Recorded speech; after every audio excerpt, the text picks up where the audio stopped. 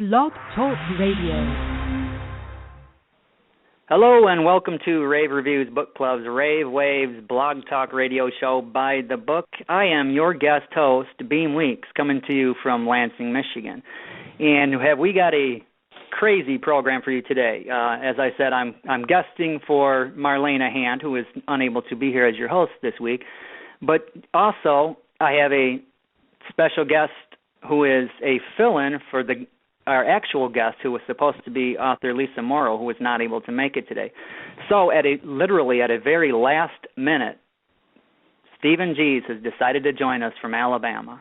Hello, Stephen. Hi there, Mr. Weeks. How are you? I didn't wake you up, did I? Yes, you did. Yeah, I was up all night working on the new site for our publishing venture because the two people I'm working on it with are halfway around the world. So, yeah, I was asleep. I got a phone call from my favorite writer asking me to get up and help out, and here I am. That's like I told you. I'm rubbing the sleep out of my eyes. Yeah. Okay.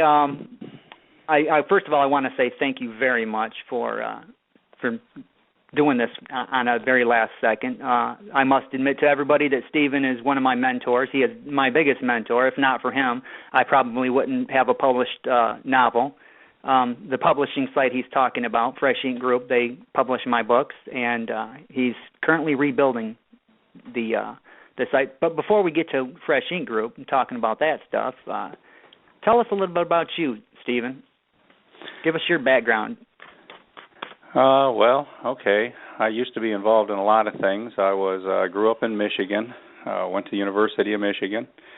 While I was there, I was doing a bachelor's degree in psychology, and I was taking advantage of the fact that you can take lots of classes. So I was taking English classes since I was always into writing and reading and whatnot. And one of the professors pulled me aside and talked me into doing a second bachelor's degree in English language and literature.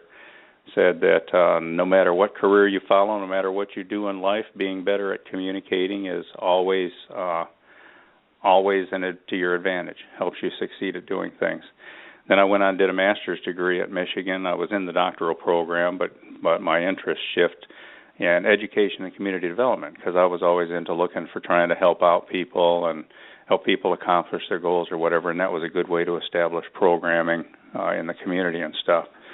And then I went on to a career doing programming in the community, started a nonprofit organization, used to get grants, hire people, and set things up and whatnot. But I slowly but surely started to segue into doing more and more communications things. Like I had to make TV commercials in order to do outreach, and I liked that. So one thing led to another, and I wound up working for one of the biggest communications agencies in the country and doing things for Fortune 500 companies and whatnot. And then throughout that process, I was starting businesses on the side, plus writing and producing music and doing other things. And throughout it all, I kept enjoying anything that I could do with writing scripts for producing for television, writing promotional stuff, doing live satellite shows and writing the materials for those, writing promotional stuff, writing how-to booklets, whatever. I always tried to include writing in what I was doing.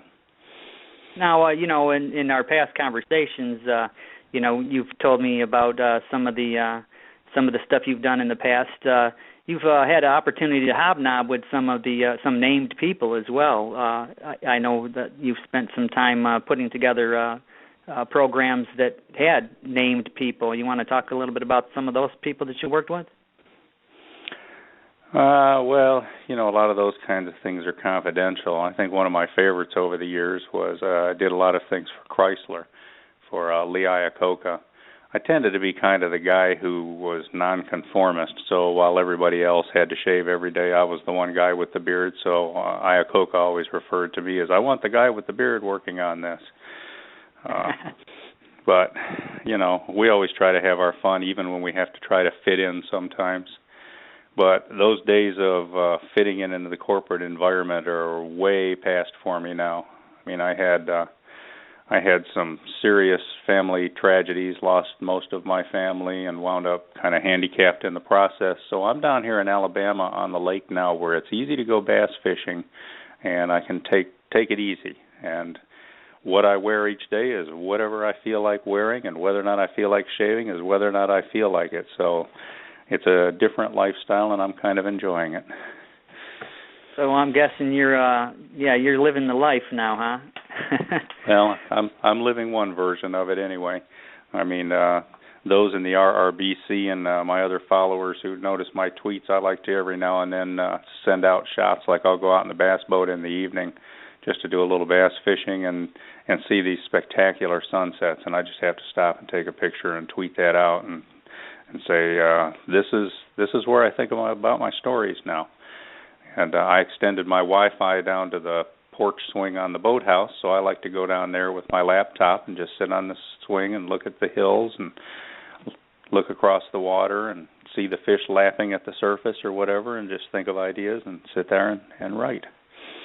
It's pretty cool. Yeah, those looking at those sunsets, and especially sitting out on a boat, I guess those are the kind of things that make a person appreciate being alive. Yeah, definitely. No doubt about it. Everything is a matter of perspective, because sometimes you can be in bad places and just find a good place in yourself to go, and sometimes you can be in beautiful places but be in a foul mood and not really appreciate what's around you. And I try to appreciate what is. That's one of the things that I try to put in my writing, is how people see the world, how all the individual characters interpret what's happening around them and how they decide to live. Okay, before we go any further, I would like to also point out to our listeners that if you would like to participate in today's discussion, you can do so via Twitter. Simply tweet your questions or comments to Stephen by using our hashtag RRBCByTheBook. That is hashtag RRBCByTheBook. And lest I forget, this segment of By the Book is being sponsored by Bethany Turner, author of I've Loved These Days. So, Stephen, you are talking about the Fresh Ink Group website that you are currently rebuilding. I know you've been quite busy. You and I have touched base on this. Tell us a little bit about that and the people half the world away that you're working with on putting this together. Well, Fresh Ink Group is something that was just kind of a little sideline way back in the early 1990s when I first started collecting things together and seeing a couple of my friends were doing that too. I kind of played the literary game at first. I had an agent and got a book deal and did things, and then kind of felt disenchanted with it because people made demands on me and other people made all the money, had all the control, made all the decisions, and that's the kind of stuff that I'm not real comfortable with. So I started Fresh Ink as just a way to handle the business ourselves, and then I could look out for a couple of other people. And I knew a couple of people who were in bad circumstances, too, and really didn't have anybody to do stuff for them. So, we hooked up with a couple of great people. We've got Ann, who's our business manager down there in Texas, who takes care of things for us. And we were just kind of doing like literary management, just handling the business side, making the contacts, and putting things together. But as you know, over time, that had to slowly morph into taking on more and more responsibility for what we're doing with our writers, and eventually we got into doing publishing and then expanded into more multimedia kind of stuff. So now that I'm down here in Alabama and have pretty much stepped away from all the other kinds of things I do, I've got time to focus full-time on what Fresh Ink Group is doing. And obviously, if Fresh Ink Group's going to succeed and help more writers out, accomplish more of their goals and give them more control of the kinds of things that they can do with their writing careers, then I'm going to have to be more serious about getting that done.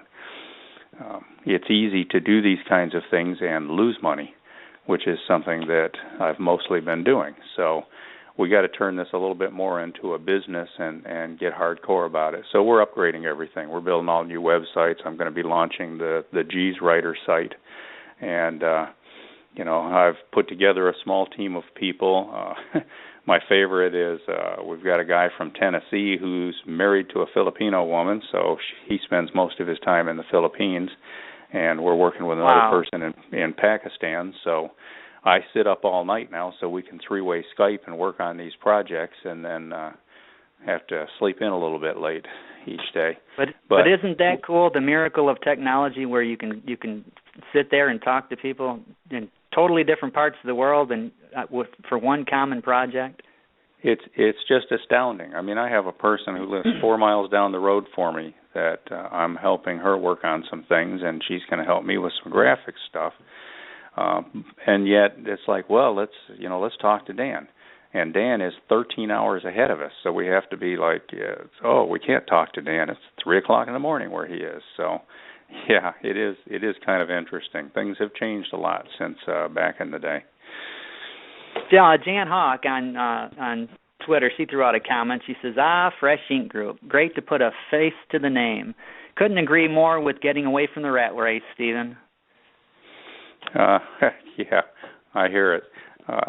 Jan's one of my favorite RRBC people. I've actually got my phone programmed so that everything she does comes through on my notifications. So from the time I get up and the first time I look at my phone until the last thing I look at before I go to sleep is usually at least 4 or 5 tweets from Jan. So it's always fun to hey, good morning, Jan. What do you got for me today? And retweet those things and kind of get my perspective.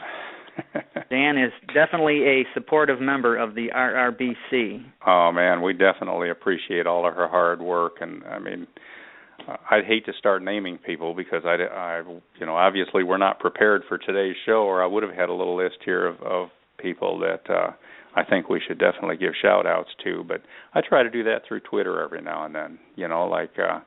Like Marlena Hand for a couple of days there, I made sure that I was trying to point out to her that she's not getting nearly the recognition or the thanks that she deserves for all of her hard work, so let's throw some tweets out for her. And I want to say this for all of the RRBC people. You got a lot of people working hard to help make all of this happen for you. Throw some appreciation out there. Make sure you acknowledge that you know what they're doing. Amen. And it's all volunteer work. We're not drawing a paycheck, but we do this because we love this. We believe in Nani's vision for this group, for this club.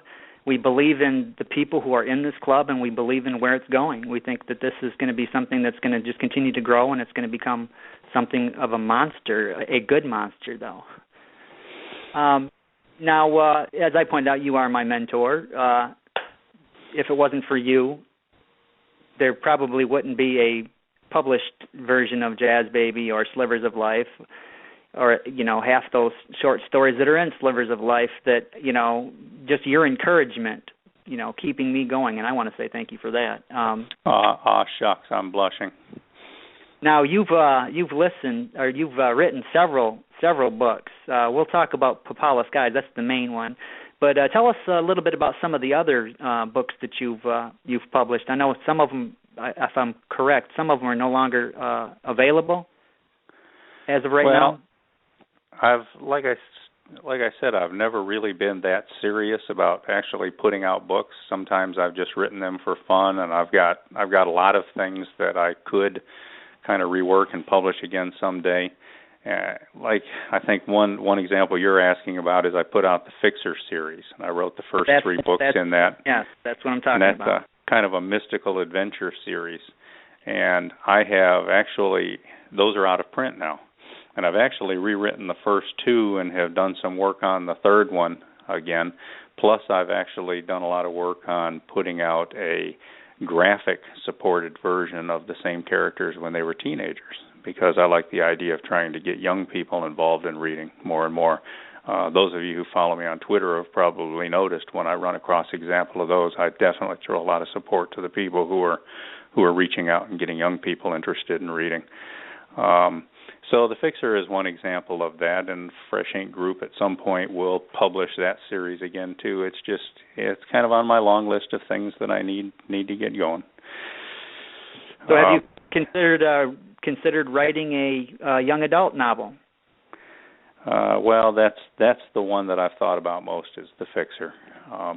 It's a young man who winds up rich beyond his wildest expectations, and he'd been told from the time that he was young that there might be some mystical connections to his past that allow him to do things that a lot of other people can't do, and so he spends his time using his money trying to help the world, trying to help the people that he crosses paths with or whatever, and then whether or not there's something mystical going on that helps him bump up to the next level and accomplish those things, well, you have to read the stories to find out.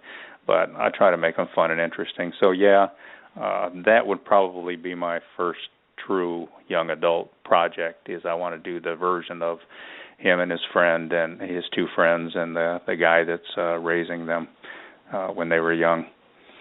But as far as the other books, they all vary. I've got the essay collection, been there, noted that, because over the years I've always written those short personal experience essays where you try to find meaning in life. And eventually I got to the point where I had so many of them and so many people kept asking, well, could I get this one in a book, or where can I get that, or whatever. So I finally selected, I think it was 54 of them, and put out that book. And then most of the others are novels. And I tend not to be very genre specific. I mean, I grew up reading a lot of science fiction, so I've got a straight up science fiction otherworld one called Jasu Pure, and then I've got a military sci-fi thriller called Invigilator. And I write those for fun, but I still try to put a whole lot of meaning of life and what characters learn and what's it all about kind of stuff in them. But then I've got my others that are a lot more serious novels, like What Sarah Saw, or Dance of the Lights. Dance of the Lights, I think, was an important one because that's dealing with family tragedy and grief and how we can all rise above it. And that's a very personal story for me because that came out of things that I experienced.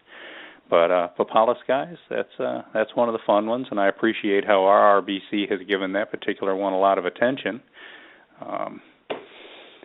So that one's listing off all of your books there, I've read most of those. I've read What Sarah Saw. I love that. That was probably, I would give that an edge to being close to my favorite, tied with Fantasy Patch. Fantasy Patch was just an excellent book. But I agree. I think Dance of the Lights it's a book that really says something. It speaks to the whole process of grief and how people handle grief. But let's move on to Papala Skies. Tell us a little bit about that, because that's the one that, as you said, is getting a lot of love from our RBC members, and that's the one that I read when it was still a manuscript. So tell us a little bit about that. Well, Papala Skies, for those of you who aren't familiar with it, it's the story of a young woman who, when she's 13 years old, living in Chicago, experiences a family tragedy. She loses her mother, and the circumstances of it make her blame herself. She feels responsible for causing her mother's death. And because of that, her father, who had left the family and has a lady friend and a business in Hawaii, he really has nothing to do with her. She's 13, no place to take her or anything. So he grabs her and takes her to Hawaii and deposits her in this little stone house out in a rural area of the Big Island with a couple of pidgin-speaking local Hawaiians, and expects her just to stay there. Well, she doesn't want to do that. She wants to go back to Chicago and live in a boarding school and try to have the life that she was already having. But over the years, she becomes an overachiever in order to try to cope with what's going on in her life, and then more things happen in Hawaii that pull her back into going back there to have to help those two people that she stayed with briefly deal with some situations. And she gets drawn into them and winds up heavily involved in their lives and has to start making lots of decisions about what does she believe and what is loyalty and where does she belong and whatnot. So it's kind of cool because it's kind of a multicultural, mystical coming-of-age piece. In the early chapters, it goes back and forth between her teenage years and the adult situation that she's facing in Hawaii, and ultimately leads toward it being a strong story about family and belonging. Where do you belong? So your visuals in that book, are just, they're astounding. Like I said, I read it when it was still a manuscript, and I know you made some changes here and there to it, but that's the thing that really stands out to me is the fact that you almost feel like you're there in Hawaii because your visual descriptions are just so amazing. And then you've also, it takes place also in France and Chicago, so you've got a lot going on there. Well, I appreciate that. for me, point of view is like one of the most important aspects of storytelling.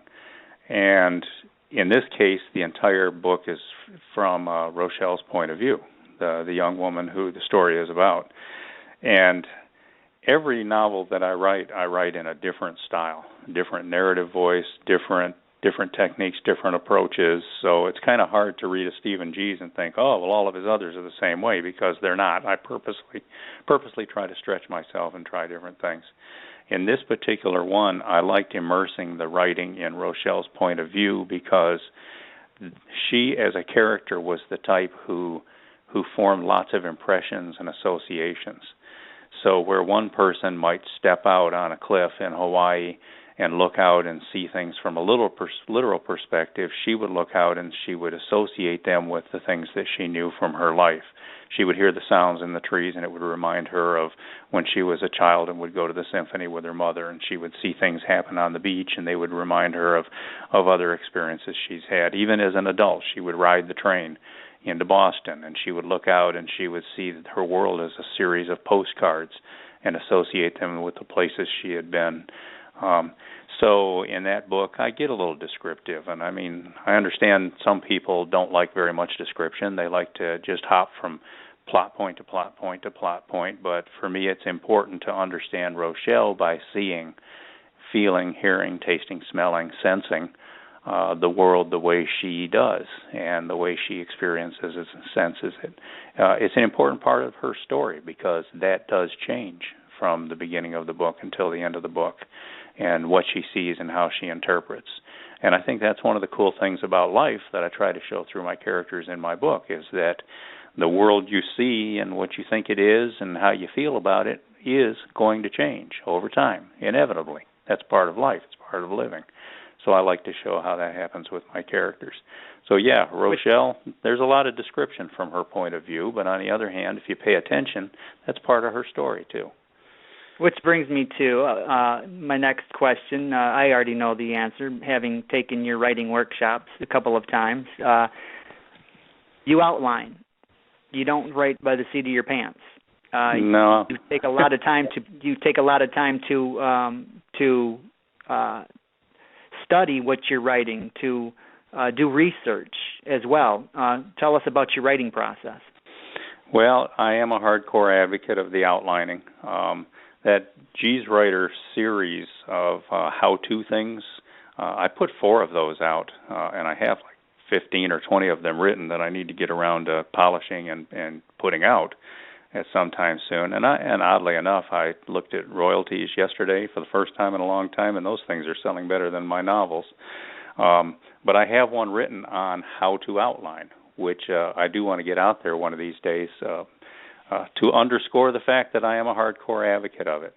I think I read too many things by too many people where you can tell they're wandering and they're drifting or whatever, and I like to know very carefully, think through what it is, everything that I want to try to put into a story, all the things that I want to happen, how the pieces are all going to fit together, and then adjust that. Rehearse the entire story through an outline.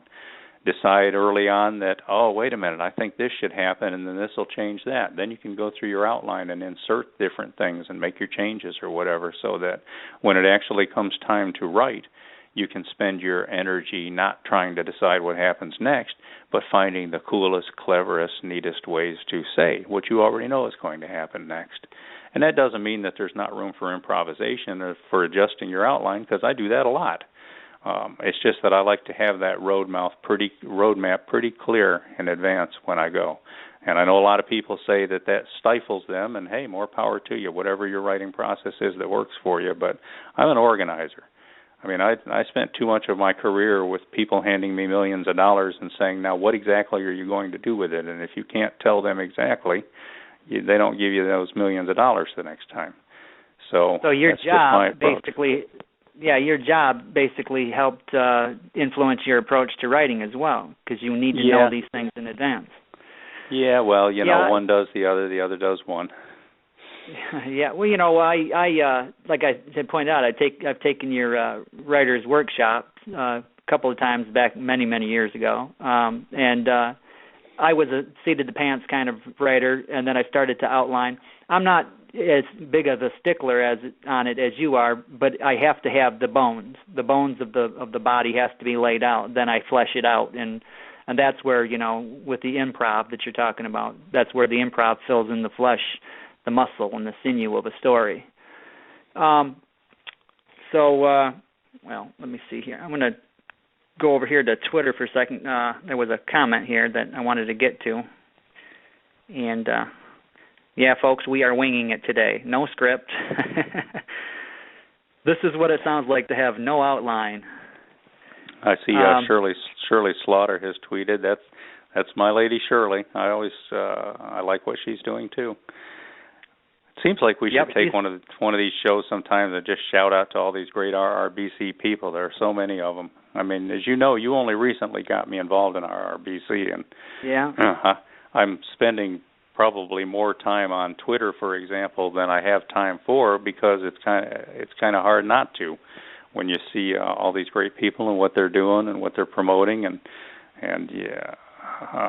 many have probably noticed I spend more time sending tweets out about other people's books than anything that I'm doing, because I'm looking at their stuff, loving it, and thinking, well, somebody should tell everybody else about this. Okay, Tracy Sanders here on Twitter has said, great idea about outlining. I never thought about it as filling in the gaps activity. Brilliant. And she also said, Dance of the Light sounds like something she'd like. She loves. And she thinks the cover is beautiful. She adores butterflies. So thank you for your comments there, Tracy. Oh, good. I'll pass that along to J-Po. He was a friend who was in a bad situation and had some skills, and I asked him, how would you like to do a cover? Worked with him on that, and I was very pleased with what he produced. Indeed.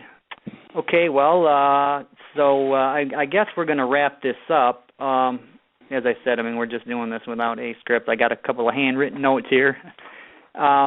We are going to say goodbye to you, Stephen. I appreciate you. I am in your debt for making this program today. Otherwise, it would have had to have been canceled, and we don't want to do that. So thank you. Well, these programs are great.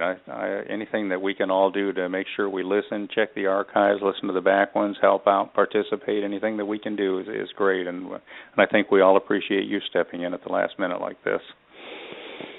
Well, this was my pleasure. And it gives you a chance to let people know who Stephen Gies is.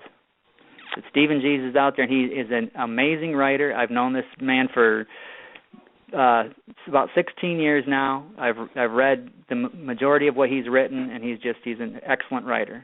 He's influenced me heavily. So thank you again, Stephen. And we're going to pay some bills here and support a fellow indie, and we will talk to you again, Stephen. Okay, take care. Good luck. All right, bye-bye. Abigail Phelps has written her memoirs, but the world has never heard of her, so why should anyone care? Perhaps no one would, if in her memoirs Abigail didn't claim to be an Olympic gold medalist, an Academy Award winner, and the love of John F. Kennedy Jr.'s life.